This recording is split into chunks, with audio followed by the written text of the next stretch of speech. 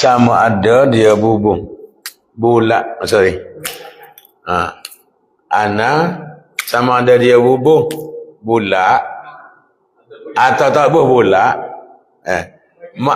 Makna dia asalkan mana dia saya. Dalam Quran, bukan luar ni. Dalam Quran baca dia pendek. Dalam Quran. Kalau luar lain.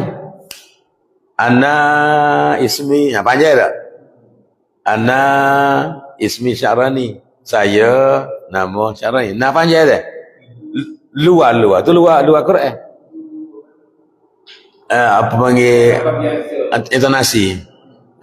Mana luar Quran lain. Aja weh. Ana luar Quran tak serupa dengan dalam Quran.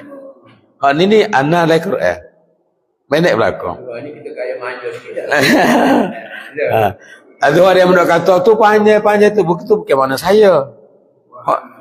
Ni dari surah Al-Muluk tu. Ni. Ja'ana nadhirun. Dah. Falamma qad ja'ana nadhirun. Dia kata ni baca panjang ni. Baca panjang Ana ni baca panjang ni. Dah.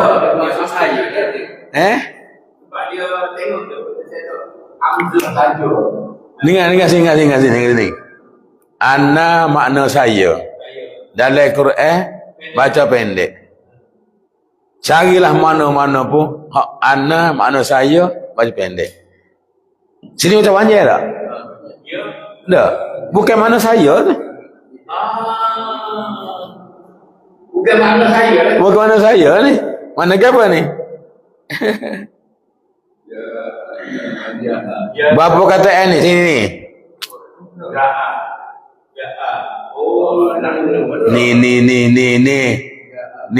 Ni. Ja'a. Ni ja'ahum. Ni ja'ana. Tu perlu cai tu. Nah kami. Ni mana kami? Ni kami, kita. Okey. Nah. Ni cai itu pentingnya. Panjang anak tadi dia bahasa anak dia.